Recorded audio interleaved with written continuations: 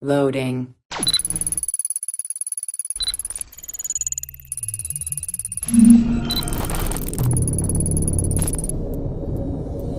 Welcome to Access the Animus. Hello everyone and welcome to a new video here on Access the Animus. Patch 1.2.0 has been released on Assassin's Creed Valhalla and today we're going to discuss all of its content. We're going to delve into its main features and we're going to show you the change appearance / transmog while also citing its flaws. Then we're going to have a look at the preparations for the Ostara Festival, the 3 new skills and how they work, and then we're going to test the close camera option. The video will also show the most notable fixes as we discussed in our previous video dedicated to the patch notes, like the addition of cats to the map and the correction of the issue concerning the Ubisoft Connect rewards, and we'll also delve into some of the secret additions that haven't been covered in the notes of the patch itself. And lastly, we're also going to discuss some additional news concerning the so-called Godly Reward Community Appreciation Gift that includes the Altaïr Outfit and also the potential release window for the Wrath of the Druids DLC. If you enjoyed the video, don't forget to subscribe to our channel and to turn the notifications on so you don't miss any of our future updates. And with that out of the way, let's dive into patch 1.2.0 for Assassin's Creed Valhalla.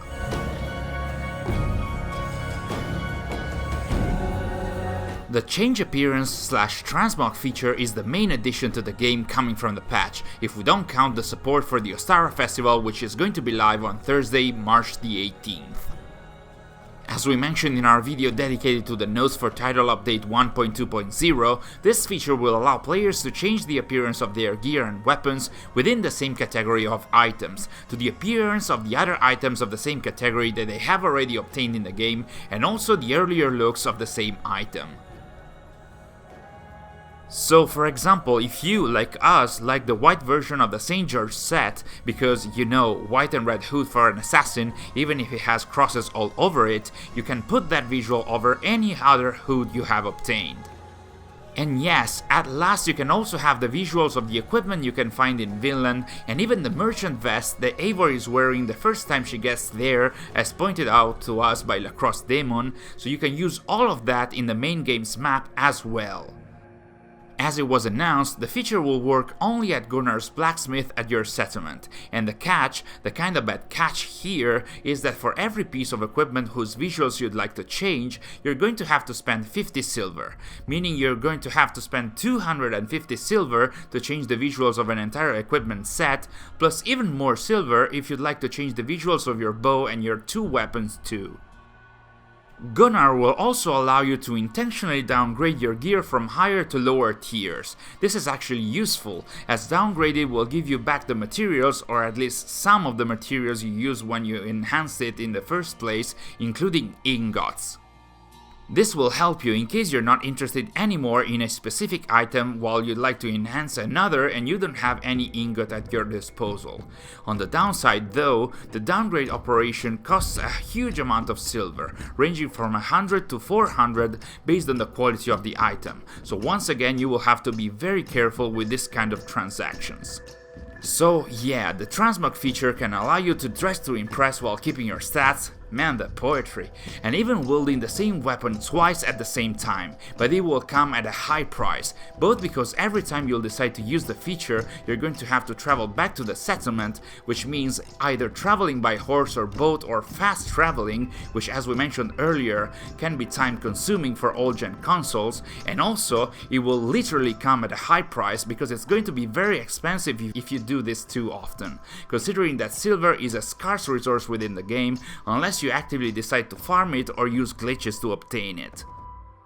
Thus, this is a welcome feature for sure, but at the same time we believe the conditions surrounding it might actually disincentivize certain types of player from using it. What do you guys think? Do you see yourselves using it frequently in the future? As we mentioned in our previous video, the Ostara Festival will go live on Thursday, March the 18th, and it's going to very likely take place in this area of the settlement. As it was the case for the Yule Festival, we can see chopped trees, some building in the making, what seems to be another huge fireplace, lots of flowers being prepared, and of course the Reveler's Hut, which basically hosts the NPCs that in-game will start the festival. Next we have the 3 skills that have been added to the game, and as we mentioned in our video dedicated to the patch notes, are called Fearless Leaper, Raven's Loot, and Loot Food. Fearless Leaper will make it so that the leap attack will have a larger area of effect and will be performed at any height, so this will allow you to start a combat session with somewhat of an advantage. But don't get fooled by the description of the skill, as the higher you start your leap attack, the more damage you are going to take anyway. Don't consider this as a way to not take damage from high places. We did, and it did not work out very well.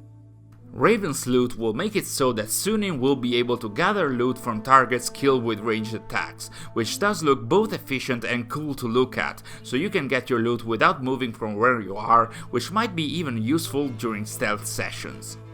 Lastly, Loot Food increases the chance of looting food from dead bodies, which might be useful, maybe even life-saving during a tough combat encounter.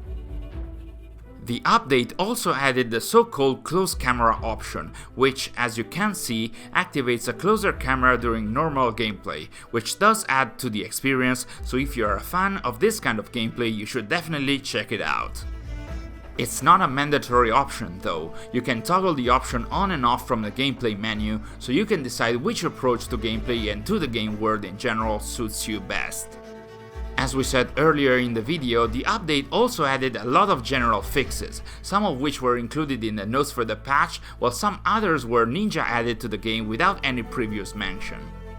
Among the ones included in the notes, we can mention the addition of more cats roaming around England, the fix that everyone needed, the Ubisoft Connect gear, namely the Spartan bow and the Moonlight axe being finally enhanceable and upgradable, and now small boats can catch fire if you throw torches at them, as you do. The most interesting part of the general fixes though concerns what was added but wasn't announced. In fact, several minor elements have been added to the game as a whole. For starters, the database was updated with the final faction, that is the Mohawk people that Eivor meets in the Vinland arc, which of course we're not going to try and pronounce to avoid butchering their name, and for whom we now have a lore brief. The inventory management has also been improved dramatically, at least for us.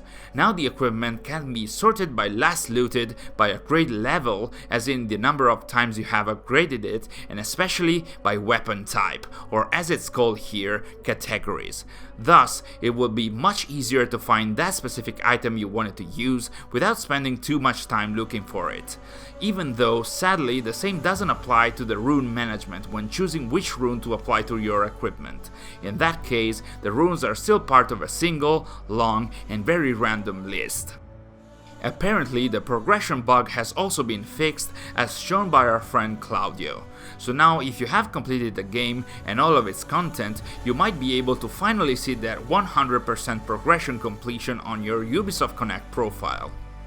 Moving on to some additional news that also took place yesterday, Ubisoft has also announced the so-called Godly Reward Community Appreciation Gift, a pack that you can find in the Animus store in Assassin's Creed Valhalla that is available for free and contains Altaïr's Outfit, the Yule Festival rewards, and 300 opals. This was announced as a thank you by the Assassin's Creed team to all the players, and we are sure a lot of you are already enjoying Altair's Outfit as much as we are. We wonder though, will the future festival rewards be also made available sometime after the festivals are over? Also, the Twitter account PlayStation Game Size, the same account that reported that the River Raids update had been added to Valhalla in the PlayStation 5 database, did mention that the Wrath of the Druids DLC may be available in late April or early May. Of course, this is not official news, so pick it with a grain of salt, but again, it sort of confirms we should expect the DLC at least in April. And that's it for today's video. Those were the main features and fixes added to Assassin's Creed Valhalla with patch 1.2.0. Which one was your favorite and which ones do you think could use some improvement? Let us know in the comments. Thanks for watching and we'll see you in our next video.